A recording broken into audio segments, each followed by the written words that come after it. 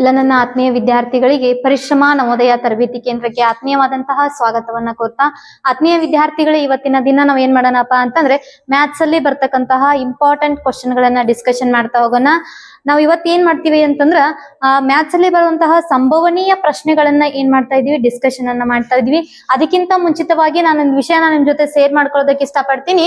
ಆತ್ಮೀಯ ವಿದ್ಯಾರ್ಥಿಗಳೇ, ಶ್ರೀ ಸರಸ್ವತಿ ಪ್ರಾಥಮಿಕ ಶಾಲೆಯಲ್ಲಿ ನಾವ್ ಏನ್ ಮಾಡಿದೀವಿ ಅಂತಂದ್ರೆ 1ರಿಂದ LKG UKG ಇಂದ 1ರಿಂದ 5ನೇ ತರಗತಿವರೆಗೆ ನಾವು ರೆಗ್ಯುಲರ್ ಕ್ಲಾಸಸ್ ನ ಪ್ರವೇಶಗಳನ್ನ ಕೂಡ ಪ್ರಾರಂಭ ಮಾಡಿದ್ವಿ. ಮತ್ತೆ 1ರಿಂದ LKG UKG ಇಟ್ಕೊಂಡು 1ರಿಂದ 8ನೇ ತರಗತಿವರೆಗೆ ಬೇಸಿಗೆ ಶಿಬಿರದ ಅಡ್ಮಿಷನ್ಸ್ ಗಳನ್ನ ಕೂಡ ಪ್ರಾರಂಭ ಮಾಡಿದ್ವಿ. ಹಾಗಾಗಿ ಕೆಲವೇ ಸೀಟುಗಳು ಮಾತ್ರ ಲಭ್ಯ ಇರೋದ್ರಿಂದ ವಿದ್ಯಾರ್ಥಿಗಳೇ ಆದಷ್ಟು ನಿಮ್ಮ ಅಡ್ಮಿಷನ್ಸ್ ಗಳನ್ನ ಮಾಡ್ಕೊಂಡು ಸೀಟನ್ನ ಕನ್ಫರ್ಮ್ ಮಾಡ್ಕೊಳ್ಳಿ ಅಂತ ಹೇಳ್ತೀನಿ. ಹಾಗಾದ್ರೆ ಒಂದು ಹೆಚ್ಚಿನ ಮಾಹಿತಿಗಾಗಿ ನಮ್ಮ ಒಂದು ಇನ್ಸ್ಟಿಟ್ಯೂಟ್ ನಂಬರ್ಗೆ ನೀವು ಕಾಂಟ್ಯಾಕ್ಟ್ ಮಾಡ್ಕೋಬಹುದು.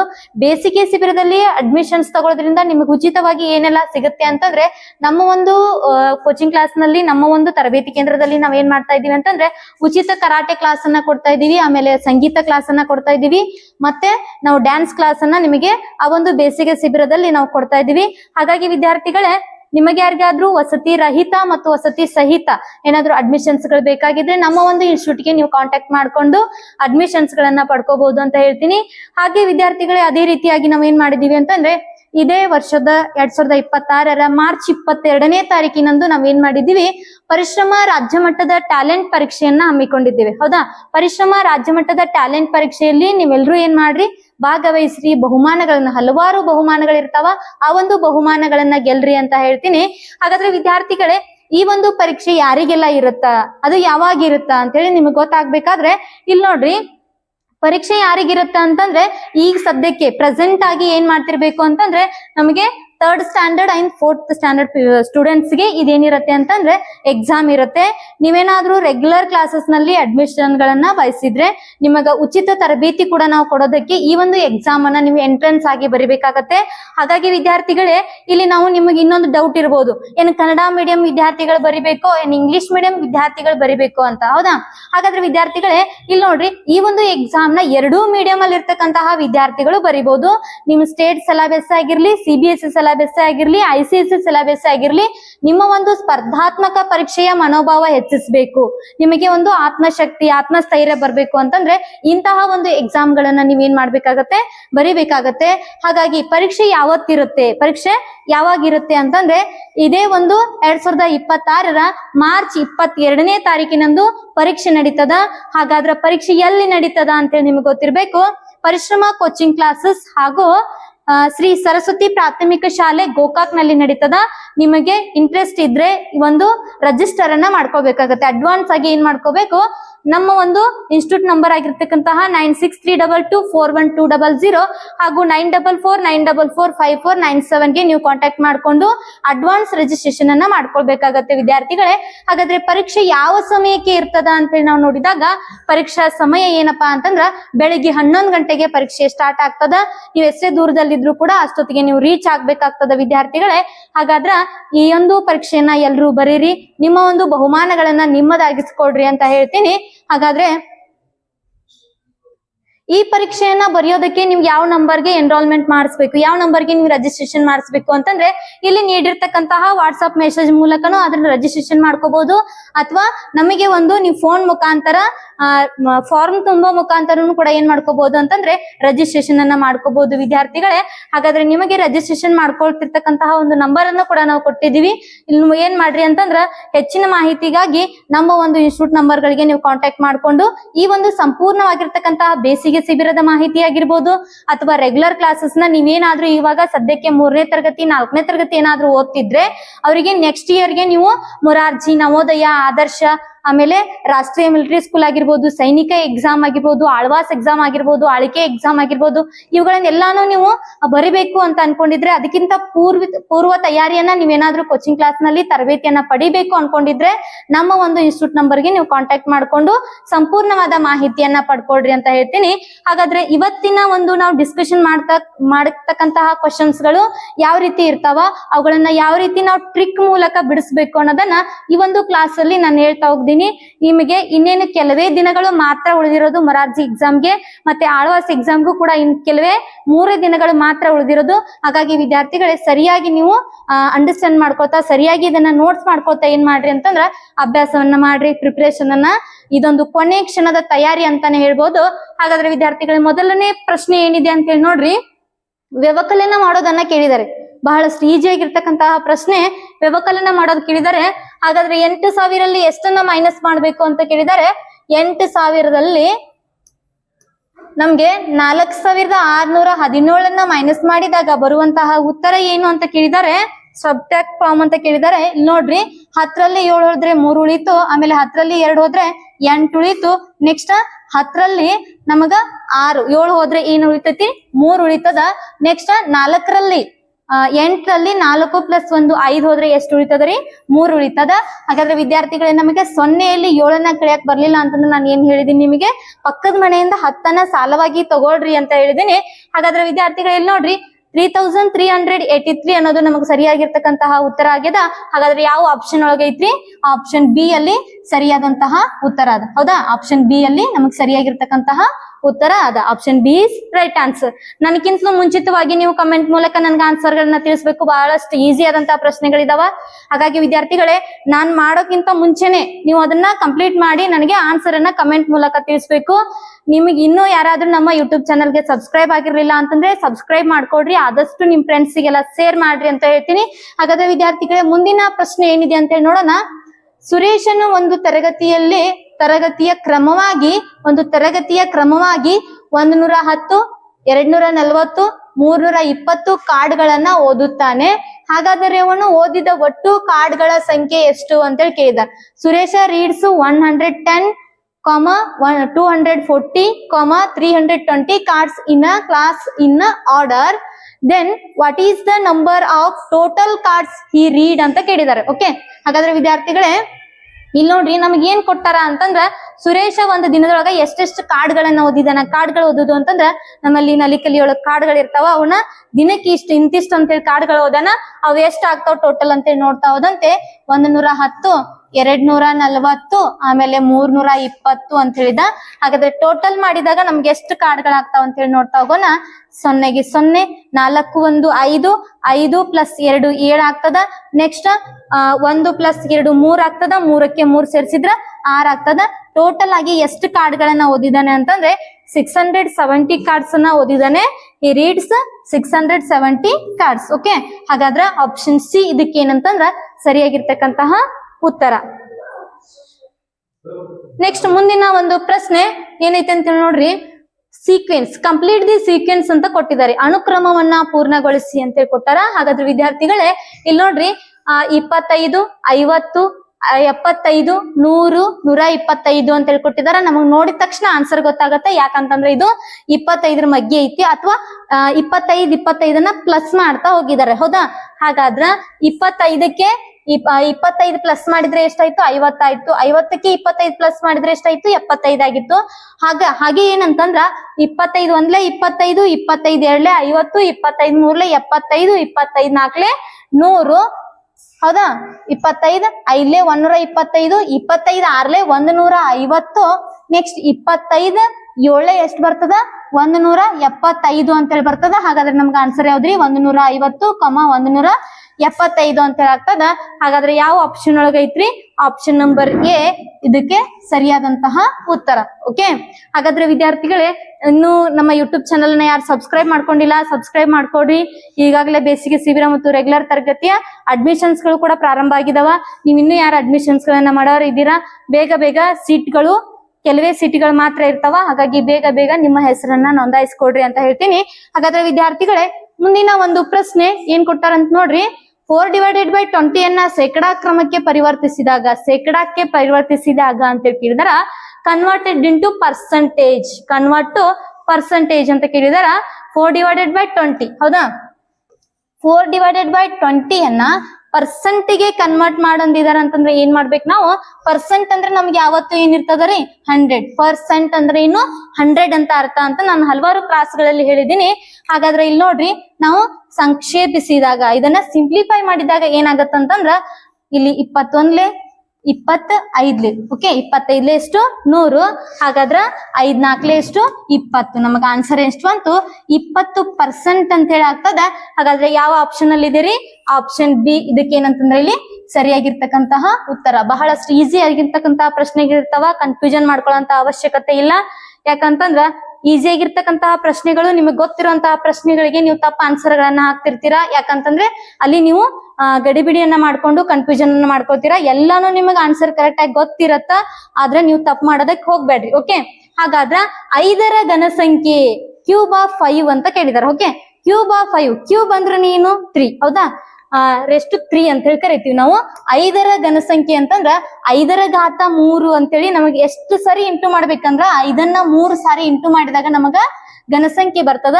ಹಾಗಾದ್ರ 5 5 ಎಷ್ಟು 25, 25 125. ಇದಕ್ಕೆ ಏನಂತಂದ್ರೆ ಇಲ್ಲಿ ಸರಿಯಾಗಿರ್ತಕ್ಕಂತಹ ಉತ್ತರ. ನಾವು ನಮ್ಮ ಒಂದು ಆನ್ಲೈನ್ ಕ್ಲಾಸ್ ನ ತಗೊಂಡಿರ್ತಕ್ಕಂತಹ ಎಲ್ಲಾ ವಿದ್ಯಾರ್ಥಿಗಳಿಗೆ ನಾವ್ ಏನ್ ಮಾಡಿದೀವಿ ಅಂತಂದ್ರ ಘನಸಂಖ್ಯೆ ಚಾರ್ಟ್ ಆಗಿರ್ಬೋದು, ಮಗ್ಗಿ ಚಾರ್ಟ್ ಆಗಿರ್ಬೋದು, ಆಮೇಲೆ ವರ್ಗ ಸಂಖ್ಯೆಗಳ ಮತ್ತು ಪ್ರೈಮ್ ನಂಬರ್ಸ್ ನ ಚಾರ್ಟ್ ಅನ್ನ ಕೂಡ ನಾವು ಕೊಟ್ಟಿದ್ವಿ. ಹಾಗಾದ್ರೆ ವಿದ್ಯಾರ್ಥಿಗಳು ಅದರಲ್ಲಿ ನೀವು ಯಾರು ಪರ್ಫೆಕ್ಟ್ ಮಾಡಿರ್ತೀರಲ್ಲ ಅವ್ರು ಏನ್ ಮಾಡ್ತೀರಾ ಅಂತಂದ್ರೆ ಡೈರೆಕ್ಟ್ ಆಗಿ ಆನ್ಸರ್ ಅನ್ನ ಹಾಕ್ತೀರಾ. ಇಲ್ಲಿ ನೋಡ್ರಿ ಆಪ್ಷನ್ ಎ ಇದಕ್ಕೆ ಏನಂತಂದ್ರೆ ಇಲ್ಲಿ ಸರಿಯಾಗಿರ್ತಕ್ಕಂತಹ ಉತ್ತರ. ಓಕೆ, ನೆಕ್ಸ್ಟ್ ಹಾಗಾದ್ರೆ ಮುಂದಿನ ಪ್ರಶ್ನೆಯನ್ನ ನೋಡ್ತಾ ಹೋಗೋಣ. ನೋಡ್ರಿ ಮುಂದಿನ ಪ್ರಶ್ನೆ ಏನೈತಿ ಅಂತಂದ್ರ ಈ ತ್ರಿಭುಜವು ಸೂಚಿಸುವುದು. ಈ ತ್ರಿಭುಜವು ಸೂಚಿಸುವುದು ಅಂತ ಕೇಳಿದಾರ. This triangle indicates. ಈ ಟ್ರಯಾಂಗಲ್ ಏನ್ ಇಂಡಿಕೇಟ್ ಮಾಡ್ತದ ಇದ ಅಂತ ನೋಡ್ತಾ ಹೋಗೋಣ. ಏನು ಸಮದ್ವಿಬಾಹ ತ್ರಿಭುಜನ, ಅಥವಾ ಸಮಬಾಹು ತ್ರಿಭುಜನ, ಅಥವಾ ವಿಷಮಬಾಹು ತ್ರಿಭುಜನ, ಅಥವಾ ವಿಶಾಲ ಕೋನ ತ್ರಿಭುಜನ ಅಂತೇಳಿ ಕೇಳಿದಾರ. ಇಲ್ಲಿ isosceles triangle and equilateral triangle and scalene triangle, obtuse triangle ಅಂತ ಹೇಳಿ ಕೊಟ್ಟಾರ. ಹಾಗಾದ್ರ ನಮಗಿಲ್ಲಿ ಸೂಚಿಸ್ತಕ್ಕಂತಹ ಟೇಬಲ್, ಇಲ್ಲಿ ಚಿತ್ರವನ್ನ ನಾವು ನೋಡಿದಾಗ ಏನಾಗ್ತದ, ಇದು ಯಾವ ಒಂದು ತ್ರಿಭುಜ ಆಗ್ತದ ಅಂತ ಹೇಳಿ ನಾವು ನೋಡ್ಬೇಕು. ಇಲ್ಲಿ ಎಷ್ಟು ಕೋಣಗಳು ಎಷ್ಟು ಡಿಗ್ರಿ ಇದಾವ ಅಂತಂದ್ರ ಪ್ರತಿಯೊಂದು ಕೋಣದಲ್ಲಿ, ತ್ರಿಭುಜದಲ್ಲಿ ಕೊಟ್ಟಿರುವಂತಹ ಪ್ರತಿಯೊಂದು ಕೋಣದ ಅಳತೆ ಎಷ್ಟೈತಿ ಅಂತಂದ್ರ 60 ಡಿಗ್ರಿ ಅದ. ಓಕೆ, 60 ಡಿಗ್ರಿ ಅದ, ಇಲ್ಲೂ 60 ಡಿಗ್ರಿ ಅದ. ಯಾಕಂದ್ರ ಇಲ್ಲಿ 3 ಕೋಣದ ಅಳತೆ ಏನೈತಿ ಅಂತಂದ್ರ ಸಮವಾಗಿ ಐತಿ. ಹಾಗಾಗಿ 3 ಬಾಹುಗಳ ಅಳತೆನೂ ಕೂಡ ಏನಾಗಿರ್ತೈತಿ ಅಂತಂದ್ರ ಸಮ ಆಗೈತಿ ಅಂತ ಹೇಳಿ ಅವರ ಕೊಟ್ಟಾರ. ಇಲ್ಲಿ ನಮಗ ಮಾರ್ಕ್ ಮಾಡಿದಾರ. ಹಾಗಾದ್ರೆ ವಿದ್ಯಾರ್ಥಿಗಳು ಇದೇನಾಗ್ತದ ಅಂತಂದ್ರ ನಮಗ ಈಕ್ವಿಲ್ಯಾಟ್ರಲ್ ಟ್ರಯಾಂಗಲ್ ಆಗ್ತದ. ಆಪ್ಷನ್ ಬಿ ಸಮಬಾಹು ತ್ರಿಭುಜ ಅಂತೇಳಿ ಆಗ್ತದ. ಓಕೆ, ಸಮಬಾಹು ತ್ರಿಭುಜ ಈಕ್ವಿಲ್ಯಾಟ್ರಲ್ ಟ್ರಯಾಂಗಲ್ ಅಂತೇಳಿ ಆಗ್ತದ. ಓಕೆ, ಹಾಗಾದ್ರೆ ಇನ್ನ ಸಮದ್ವಿಬಾಹು ತ್ರಿಭುಜ ಅಂತಂದ್ರೆ ಏನು, ನಾನು ನಿನ್ನೆ ಕ್ಲಾಸ್ ಅಲ್ಲಿ ಡೀಟೇಲ್ ಆಗಿ ತ್ರಿಭುಜಗಳ ಮೇಲೆ ಯಾವ್ದು ಪ್ರಶ್ನೆ ಬರುತ್ತೆ, ಯಾವ್ದಕ್ಕೆ ನಾವು ಯಾವ ರೀತಿ ಉತ್ತರವನ್ನ ಮಾಡ್ಬೇಕು ಅಂತ ನಾನು ಹೇಳಿದೀನಿ. ಹಾಗಾದ್ರೆ ಸಮದ್ವಿಬಾಹು ತ್ರಿಭುಜ ಅಂತಂದ್ರೆ ಏನು, ಆಮೇಲೆ ವಿಷಮಬಾಹು ತ್ರಿಭುಜ ಅಂತಂದ್ರ ಅಸಮಬಾಹು ತ್ರಿಭುಜ ಅಂತಾನು ಕೂಡ ಕರಿತೀವಿ ನಾವು. ಇದಕ್ಕೆ ಏನಂತ ಕರಿತೀವಿ, ಅಸಮಬಾಹು ತ್ರಿಭುಜ, ಅಸಮಬಾಹು ತ್ರಿಭುಜ ಅಂತಾನು ಕೂಡ ನಾವು ಕರಿತೀವಿ. ಹಾಗಾದ್ರೆ ವಿದ್ಯಾರ್ಥಿಗಳಲ್ಲಿ ವಿಶಾಲ ಕೋನ ತ್ರಿಭುಜ ಅಂತಂದ್ರೆ ಏನು, ಆ ಕೋನದ ಯಾವುದೇ ತ್ರಿಭುಜದಲ್ಲಿ ಉಂಟಾಗಿರ್ತಕ್ಕಂತಹ ಕೋನದ ಅಳತೆ ಏನಾಗಿರ್ಬೇಕು ಅಂತಂದ್ರ ವಿಶಾಲ ಕೋನ ಆಗಿರ್ಬೇಕು. ಅದಕ್ಕೆ ನಾವ್ ಏನಂತ ಕರಿತೀವಿ ಅಂತಂದ್ರ ಇಲ್ಲಿ ಅಬ್ಟೂಸ್ ಟ್ರಯಾಂಗಲ್ ಅಥವಾ ವಿಶಾಲ ಕೋನ ತ್ರಿಭುಜ ಅಂತೇಳಿ ಕರಿತೀವಿ. ಹಾಗಾದ್ರ ನೀವು ಕಮೆಂಟ್ ಮೂಲಕ ನನಗೆ ಏನ್ ತಿಳಿಸ್ಬೇಕು ಅಂತ ಹೇಳಿದೀನಿ, ಸಮದ್ವಿಬಾಹು ತ್ರಿಭುಜ ಅಂತಂದ್ರೆ ಏನು, ಆಮೇಲೆ ಅಸಮಬಾಹು ತ್ರಿಭುಜ ಅಂತಂದ್ರೆ ಏನು, ಅವು ಕೋನಗಳ ಅವು ಬಾಹುಗಳ ಅಳತೆ ಹೆಂಗಿರ್ತಾವ ಅಂತೇಳಿ ನೀವೇನ್ ಮಾಡ್ರಿ ಕಮೆಂಟ್ ಮೂಲಕ ನನಗೆ ಆನ್ಸರ್ ಅನ್ನ ತಿಳಿಸ್ರಿ. ಓಕೆ, ಹಾಗಾದ್ರ ಮುಂದಿನ ಪ್ರಶ್ನೆಯನ್ನ ನಾವು ನೋಡ್ತಾ ಹೋದಂತೆ 5 ಕಿಲೋಗ್ರಾಮ್ ಅನ್ನ ತೂಕವು 5 ಕಿಲೋಗ್ರಾಮ್ ತೂಕವು ಎಷ್ಟು ಗ್ರಾಮ್ಗೆ ಸಮ ಅಂತೇಳಿ ಕೇಳಿದಾರೆ. Okay, how many grams is 5 kilograms ಅಂತ ಕೇಳಿದ್ದಾರೆ. ಹಾಗಾದ್ರೆ ವಿದ್ಯಾರ್ಥಿಗಳಲ್ಲಿ 1 ಕೆಜಿಗೆ ಎಷ್ಟು ಗ್ರಾಮ್ಸ್ ಇರ್ತಾವ ಅಂತಂದ್ರ 1000 ಗ್ರಾಮ್ಸ್ ಇರ್ತಾವ. ಓಕೆ, 1000 ಗ್ರಾಮ್ಸ್ ಇರ್ತಾವ. ಹಾಗಾದ್ರ ಇಲ್ಲಿ ನಮಗ 1 ಕೆಜಿಗೆ 1000 ಗ್ರಾಮ್ಸ್ ಆದ್ರ 5 ಕೆಜಿಗೆ ಎಷ್ಟು ಗ್ರಾಮ್ಸ್ ಆಗ್ತಾವ ಅಂತಂದ್ರ 5 ಕೆಜಿಗೆ ಎಷ್ಟು ಗ್ರಾಮ್ಸ್ ಆಗ್ತಾವ ಅಂತಂದ್ರ 5000 ಗ್ರಾಮ್ಸ್ ಆಗ್ತಾವ. ಓಕೆ, ಹಾಗಾದ್ರೆ ಆಪ್ಷನ್ ಎ ಏನಂತಂದ್ರೆ ಇಲ್ಲಿ ಸರಿಯಾಗಿರ್ತಕ್ಕಂತಹ ಉತ್ತರ. ಬಹಳಷ್ಟು ಈಜಿ ಆಗಿರ್ತಕ್ಕಂತಹ ಪ್ರಶ್ನೆಗಳದಾವ. ಬಹಳಷ್ಟು ನೀವು ಕೇರ್ಫುಲ್ ಆಗಿ ಇದನ್ನ ನೋಡ್ತಾ ಹೋಗ್ಬೇಕು. ಹಾಗಾದ್ರೆ ವಿದ್ಯಾರ್ಥಿಗಳೇ, ಇನ್ನು ನಮ್ಮ ಯೂಟ್ಯೂಬ್ ಚಾನಲ್ ಅನ್ನ ಯಾರು ಸಬ್ಸ್ಕ್ರೈಬ್ ಮಾಡ್ಕೊಂಡಿಲ್ಲ ಸಬ್ಸ್ಕ್ರೈಬ್ ಮಾಡ್ಕೊಡ್ರಿ. ಆದಷ್ಟು ಎಲ್ರಿಗೂ ನಿಮ್ಗೆ ಶೇರ್ ಮಾಡ್ರಿ, ಮತ್ತೆ ಲೈಕ್ ಬಟನ್ ಅನ್ನ ಕೊಡ್ತಾ ಇರಿ ಅಂತ ಹೇಳ್ತೀನಿ. ಹಾಗಾದ್ರ ಮುಂದಿನ ಒಂದು ಪ್ರಶ್ನೆಯನ್ನ ನೋಡ್ರಿ. 1 ಗಂಟೆಗೆ ಎಷ್ಟು ನಿಮಿಷಗಳು? 1 ಗಂಟೆಗೆ ಎಷ್ಟು ನಿಮಿಷಗಳು? ಬಹಳಷ್ಟು ಸಿಂಪಲ್ ಆಗಿರ್ತಕ್ಕಂತಹ ಪ್ರಶ್ನೆ ಅದ. 1 ಗಂಟೆಗೆ ಎಷ್ಟು ನಿಮಿಷಗಳು ಅಂತ ಹೇಳಿ ಕೊಟ್ಟಾರ. ಹಾಗಾದ್ರೆ how many minutes are there in 1 hour ಅಂತ ಹೇಳಿ ಕೊಟ್ಟಿದಾರ. 1 hour ಅಲ್ಲಿ ನಮಗೆ ಎಷ್ಟು ನಿಮಿಷ ಇರ್ತಾವ ಅಂತಂದ್ರ 60 minutes ಇರ್ತಾವ. ಹಾಗಾದ್ರೆ 60 ನಿಮಿಷಗಳು. 1 ಗಂಟೆಗೆ ನಮ್ಗೆ ಎಷ್ಟು ನಿಮಿಷ ಇರ್ತಾವ? 60 ನಿಮಿಷ ಇರ್ತಾವ. 1 ಗಂಟೆಗೆ ನಮಗ ಇಲ್ಲಿ 60 ನಿಮಿಷಗಳಾದ್ರ ಒಂದು ದಿನಕ್ಕೆ ಎಷ್ಟು ಗಂಟೆಗಳು ಇರ್ತಾವ ಅಂತಂದ್ರ 24 ಗಂಟೆಗಳು ಇರ್ತಾವ. ಹೌದಾ? ಒಂದು ದಿನಕ್ಕೆ ಎಷ್ಟು ಗಂಟೆಗಳು ಇರ್ತಾವ? 24 ಗಂಟೆಗಳು ಇರ್ತಾವ. ಓಕೆ, ಹಾಗಾದ್ರೆ ವಿದ್ಯಾರ್ಥಿಗಳೇ, ಈ ಒಂದು ಪ್ರಶ್ನೆ ಮೇಲೆ ನಿಮಗೆ ಟ್ರೈನ್ ಪ್ರಾಬ್ಲಮ್ಸ್ ಅನ್ನ ಕೇಳ್ಬಹುದು, ಗಡಿಯಾರದ ಪ್ರಾಬ್ಲಮ್ ಅನ್ನ ಕೇಳ್ಬಹುದು. ಇದನ್ನ ಸರಿಯಾಗಿ ನೋಡ್ಕೊಡ್ರಿ. ಯಾಕಂದ್ರೆ ನಾನು ಹಿಂದಿನ ಕ್ಲಾಸ್ ಅಲ್ಲಿ ನಿಮಗೆ ಸರಿಯಾಗಿರ್ತಕ್ಕಂತ ಎಕ್ಸ್ಪ್ಲನೇಷನ್ ಕೊಡೋದ್ರ ಜೊತೆಗೆ ಯಾವೆಲ್ಲ ಕ್ವಶನ್ಸ್ ಗಳು ಬರ್ತಾವೆ ಅಂತ ಹೇಳಿದೀನಿ. ಪ್ರತಿಯೊಂದು ವಿಡಿಯೋನ ಪ್ರತಿದಿನ ನೀವು ನೋಡ್ತಾ ಹೋದ್ರೆ ಆ ಒಂದು ವಿಡಿಯೋಕ್ಕೂ ಈ ಒಂದು ವಿಡಿಯೋಕ್ಕೂ ಏನೇನ್ ಕ್ವಶನ್ಸ್ ರಿಪೀಟ್ ಆಗಿದಾವೆ, ಏನೇನ ಇಂಪಾರ್ಟೆನ್ಸ್ ಅಂತ ಹೇಳಿದೀನಿ ಅಂತೇಳಿ ನಿಮಗೆ ಗೊತ್ತಾಗುತ್ತೆ. ಹಾಗಾದ್ರೆ ವಿದ್ಯಾರ್ಥಿಗಳ ಮುಂದಿನ ಒಂದು ಪ್ರಶ್ನೆಯನ್ನ ನೋಡ್ರಿ. ಒಂದು ಪುಸ್ತಕದ ಬೆಲೆ 85.20 ಆದರೆ ಅಂತಹ 20 ಪುಸ್ತಕಗಳ ಬೆಲೆ ಎಷ್ಟು ಅಂತ ಕೇಳಿದಾರ. The price of one book is ₹85.20 but what is the price of 20 books ಅಂತ ಕೇಳಿದ್ದಾರೆ. ಹೌದಾ? 20 ಸಚ್ ಬುಕ್ಸ್ ಅಂತ ಕೇಳಿದ್ದಾರೆ. ಹಾಗಾದ್ರೆ ವಿದ್ಯಾರ್ಥಿಗಳಲ್ಲಿ 85.20 ಇಂಟು ನಾವೇನ್ ಮಾಡ್ಬೇಕು ಅಂತಂದ್ರೆ 20 ಪುಸ್ತಕಗಳ ಬೆಲೆ ಬೇಕು ಅಂತಂದ್ರ ಇಂಟು 20 ಅಂತ ಹೇಳಿ ಮಾಡ್ಬೇಕು. ಈ ಕೊನೆಗೆ 2 ಸಂಖ್ಯೆಗಳು ಸೊನ್ನೆಗಳಿರೋದ್ರಿಂದ ಅವುಗಳನ್ನ ನಾವು ಫಸ್ಟಿಗೆ ಬಿಟ್ಬಿಡೋಣ. 2 ಎಡ್ಲೆ ಎಷ್ಟು? 4, 2 5 10, 2 8 16, ಇದೊಂದು 17. ಹಾಗಾದ್ರೆ ಇಲ್ಲಿ 2 ಸೊನ್ನೆಗಳಿತ್ತು, 2 ಸೊನ್ನೆಗಳನ್ನ ಕೊಟ್ಟಿದೀನಿ. ನೆಕ್ಸ್ಟ್ ಇಲ್ಲಿ ಎಷ್ಟು ಸಂಖ್ಯೆ ಬಿಟ್ಟು ನಮಗ್ ಪಾಯಿಂಟ್ ಅದ ಅಂತೇಳಿ ನೋಡ್ಕೋಬೇಕು. ಹೌದಾ? ಎಷ್ಟು ಸಂಖ್ಯೆ ಬಿಟ್ಟು ನಮಗ್ ಬಿಂದು ಅದ ಅಂತೇಳಿ ನೋಡ್ಕೊಂಡಾಗ ಇಲ್ಲಿ 2 ಸಂಖ್ಯೆ ಬಿಟ್ಟು ನಮಗ್ ಬಿಂದು ಅದ. ಹಾಗಾಗಿ ನಾನು ಏನ್ ಮಾಡ್ತೀನಿ ಅಂತಂದ್ರ 2 ಸಂಖ್ಯೆಗಳನ್ನ ಬಿಟ್ಟು ಬಿಂದುವನ್ನ ಕೊಡ್ತೀನಿ. ಎಷ್ಟು ಬಂತ್ರಿ ನಮ್ದು ಆನ್ಸರ್? ಇಲ್ಲಿ 1704.00 ಅಂತೇಳಿ ಬಂತು. ಹಾಗಾದ್ರೆ ಎಷ್ಟಾಗ್ತದೆ ಇಲ್ಲಿ? Option C. ಪಾಯಿಂಟ್ ಮುಂದ್ಗಡೆ 0 ಬರ್ಲಿಲ್ಲ ಅಂತಂದ್ರು ನಡೆಯತ್ತೆ. ಹಾಗಾಗಿ ಏನಾಗ್ತದ ಅಂತಂದ್ರ 1704 ರೂಪಾಯಿ ಅಂತೇಳಿ ನಮ್ಮ ಸರಿಯಾದಂತಹ ಉತ್ತರ ಆಗತ್ತ. ಹಾಗಾದ್ರೆ ಮುಂದಿನ ಪ್ರಶ್ನೆಯನ್ನ ನೋಡ್ರಿ. ಮುಂದಿನ ಪ್ರಶ್ನೆ ಏನಂತ ಕೊಟ್ಟಾರ ನೋಡ್ರಿ. 10th one question. 8 ಪೆನ್ನಿನ ಬೆಲೆ 72.50 ರೂಪಾಯಿ ಆದರೆ 1 ಪೆನ್ನಿನ ಬೆಲೆ ಎಷ್ಟು? ಬಹಳಷ್ಟು ಪೆನ್ನುಗಳ ಬೆಲೆಯನ್ನ ಕೊಟ್ಟು 1 ಪೆನ್ನಿನ ಬೆಲೆಯನ್ನ ಕೇಳಿದಾಗ ನಾವ್ ಏನ್ ಮಾಡ್ಬೇಕು? ಡಿವೈಡ್ ಮಾಡ್ಬೇಕು. ಇಲ್ಲಿ 1 ಪೆನ್ನಿನ ಬೆಲೆಯನ್ನ ಕೊಟ್ಟು ಬಹಳಷ್ಟು ಕೇಳಿದ್ರು ಅಂತಂದ್ರೆ ಏನ್ ಮಾಡ್ಬೇಕಾಗಿತ್ತು? ಗುಣಾಕಾರ ಮಾಡ್ಬೇಕಾಗಿತ್ತು. ಈಗ ನಮ್ಗೇನ್ ಕೊಟ್ಟಾರ ಅಂತಂದ್ರ the price of 8 pens is ₹72.50 but what is the price of 1 pen ಅಂತ ಕೇಳಿದಾರೆ. ಓಕೆ, 1 ಪೆನ್ನಿನ ಬೆಲೆಯನ್ನ ಕೇಳಿದಾರೆ ಅಂತಂದ್ರೆ ನಾವ್ ಏನ್ ಮಾಡ್ಬೇಕು? ಡಿವೈಡ್ ಅನ್ನ ಮಾಡ್ಬೇಕು. 72.50 ಡಿವೈಡ್ ಏನೈತಿ ಅಂತಂದ್ರ 8 ಅಂತ ಹೇಳಿದ. ಹಾಗಾದ್ರೆ ವಿದ್ಯಾರ್ಥಿಗಳು ಇದನ್ನ ನಾವು ದಶಮಾಂಶದಲ್ಲಿದ್ದಾಗ ನಾವ್ ಯಾವ ರೀತಿ ಗುಣಾಕಾರ, ಯಾವ ರೀತಿ ಭಾಗಾಕಾರವನ್ನ ಮಾಡ್ಬೇಕು ಅನ್ನೋದನ್ನ ನೋಡ್ತಾ ಹೋಗೋಣ. ಇಲ್ಲಿ ನೋಡ್ರಿ, ಈ 2 ಪಾಯಿಂಟ್ ನ ತೆಗೆದುಕೊಂಡು ನಾವು ಭಿನ್ನರಾಶಿಯಲ್ಲಿ ಇಡ್ಬೇಕು ಅಂತಂದ್ರೆ 2 ಸಂಖ್ಯೆ ಬಿಟ್ಟು ಪಾಯಿಂಟ್ ಇತ್ತು ಅಂತಂದ್ರೆ ಕೆಳಗಡೆ ಏನ್ ಮಾಡ್ತೀವಿ? 2 ಸಂಖ್ಯೆಯನ್ನ 2 ಸೊನ್ನೆಗಳನ್ನ ಕೊಟ್ಟು 100 ಅಂತೇಳಿ ಬರೀತೀವಿ. ಓಕೆ, ಹಾಗಾದ್ರೆ ಇಲ್ಲಿ 8 ಕೆಳಗೆ ಏನೂ ಇಲ್ಲ ಅಂತಂದ್ರೆ 1 ಇರ್ತದ. ಓಕೆ, ಹಾಗಾದ್ರ ನಮಗಿಲ್ಲಿ ಡಿವೈಡ್ ಅದ. ಇದನ್ನೇ ನಾವ್ ಏನ್ ಮಾಡ್ಕೋತೀವಿ ಅಂತಂದ್ರ ಭಾಗಾಕಾರಕ್ಕೆ ಕನ್ವರ್ಟ್ ಮಾಡ್ಕೋತೀವಿ. ಡಿವೈಡ್ ಗೆ ಗುಣಾಕಾರಕ್ಕೆ ಅಂತಂದ್ರೆ ಮಲ್ಟಿಪ್ಲಿಕೇಶನ್ ಗೆ ಕನ್ವರ್ಟ್ ಮಾಡ್ಕೊಂಡಾಗ 7250 ಡಿವೈಡೆಡ್ ಬೈ 100 ಇದೇನಾಗತ್ತೆ ಅಂತಂದ್ರ ವ್ಯತ್ಕ್ರಮ ಆಗತ್ತೆ. ರೆಸಿಪ್ರೊಕಲ್ ಆಗತ್ತೆ ಅಂತಂದ್ರೆ ವ್ಯತ್ಕ್ರಮ ಆಗತ್ತೆ. ಹಾಗಾದ್ರ ಇದು ಇಲ್ಲಿ ಇಂಟು ಆದಾಗ ಏನಾಗತ್ತೆ ಅಂತಂದ್ರೆ ಇದು 1 ಮೇಲ್ಗಡೆ ಹೋಗುತ್ತಾ, 8 ಕೆಳಗಡೆ ಬರತ್ತಾ. ಇಲ್ಲಿ ನಾವು ನೋಡ್ಕೊಂಡಾಗ ಇವಾಗ ನಾವೇನ್ ಮಾಡ್ಬೇಕು? ಸಿಂಪ್ಲಿಫಿಕೇಶನ್ ಮಾಡ್ತಾ ಹೋಗ್ಬೇಕು. ಇಲ್ಲಿ ನೋಡ್ರಿ, 100 1, ಆಮೇಲೆ 100 7, 100 7 ಎಷ್ಟು? 700 ಆಗ್ತದ. 25 ಉಳಿತು, 250 ಆಯ್ತು. ಆಗ 100 2. ಓಕೆ, 100 2 ಎಷ್ಟು? 200 ಆಯ್ತು. 200 ಆದ್ರೆ ಇನ್ನೆಷ್ಟು ಉಳಿತು ಅಂದ್ರೆ ಇಲ್ಲಿ 50 ಅನ್ನೋದು ಉಳಿತು. ಪಾಯಿಂಟ್ ಕೊಟ್ಟು ನಾನು ಏನ್ ಮಾಡ್ತೀನಿ ಅಂತಂದ್ರೆ 0 ತಗೋತೀನಿ. ಹಾಗಾದ್ರ 100 5 500 ಆಯ್ತು. ನಮ್ಗೆ ಏನ್ ಉಳಿತು ಇವಾಗ ಅಂತಂದ್ರ 72.5 ಡಿವೈಡೆಡ್ ಬೈ 8 ಅಂತ ಹೇಳಿ ಉಳಿತು. ಹಾಗಾದ್ರೆ ಇದನ್ನೇ ನಾವ್ ಯಾವ ರೀತಿ ಮಾಡ್ಕೋಬೇಕು ಅಂತ ಹೇಳಿ ನೋಡ್ರಿ. 8 1 8 9 72. 8ಕಿಂತನೂ 5 ಸಣ್ಣದಿದೆ. ಹಾಗಾಗಿ ನಾನು ಏನ್ ಮಾಡ್ತೀನಿ ಅಂತಂದ್ರ ಇಲ್ಲಿ ಪಾಯಿಂಟ್ ಇದೆ, ಪಾಯಿಂಟ್ ಇಡ್ತೀನಿ. ಹಾಗಾದ್ರ 8ಕಿಂತ 5 ಸಣ್ಣದ್ರ ಇಡೋದ್ರಿಂದ ಒಂದು 0ನ ಕೊಡ್ತೀನಿ. ಇಲ್ಲಿ ಒಂದು 0ನ ತಗೊಳ್ತೀನಿ.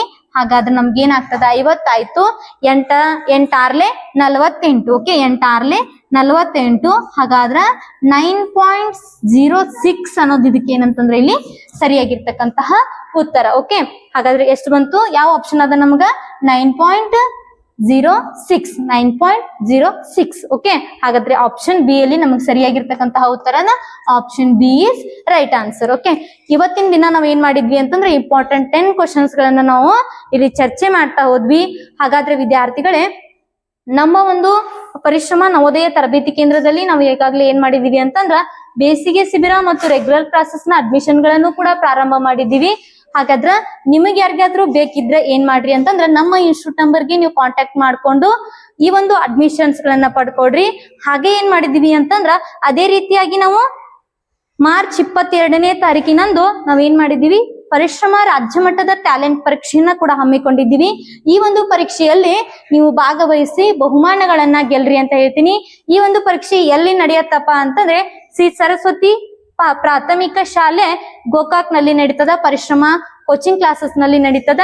ಹಾಗಾದ್ರೆ ವಿದ್ಯಾರ್ಥಿಗಳೇ, ಇದು ಯಾವಾಗಿರತ್ತೆ ಎಕ್ಸಾಮ್ ಅಂತಂದ್ರೆ 22/3/2022 ಅಂತಂದ್ರೆ ನೆಕ್ಸ್ಟ್ ಮಂತ್ 27ನೇ ತಾರೀಕು ಮಾರ್ಚ್ ಅಂತಂದ್ರೆ ಮಾರ್ಚ್ ತಿಂಗಳಲ್ಲಿ 2026 ಮುಂದಿನ ತಿಂಗಳು. ಸಮಯ ಯಾವಾಗಿರತ್ತ ಅಂತಂದ್ರ ರವಿವಾರ ಸಮಯ ಬೆಳಗ್ಗೆ 11 ಗಂಟೆಗೆ ನಿಮ್ ಎಕ್ಸಾಮ್ ಸ್ಟಾರ್ಟ್ ಆಗ್ತದ. ಈ ಒಂದು ಪರೀಕ್ಷೆಯಲ್ಲಿ ನೀವು ಭಾಗವಹಿಸಿ ಹಲವಾರು ಬಹುಮಾನಗಳನ್ನ ಗೆಲ್ಲೋದ್ರ ಜೊತೆಗೆ ನಿಮಗೆ ಏನಾದ್ರೂ ಪ್ರೀ ಕೋಚಿಂಗ್ ನ ಅವಕಾಶವನ್ನ ಪಡ್ಕೊಳ್ಬೇಕಿತ್ತು ಅಂತಂದ್ರೆ ಈ ಒಂದು ಎಕ್ಸಾಮ್ ನ ಬರೀರಿ ಅಂತ ಹೇಳ್ತೀನಿ. ಇದ್ರ ಜೊತೆಗೆ ನಾನು ಇವತ್ತಿನ ಒಂದು ವಿಡಿಯೋ ಕ್ಲಾಸ್ ಅನ್ನ ಮುಗಿಸ್ತಾ ಇದ್ದೀನಿ. ಧನ್ಯವಾದಗಳು.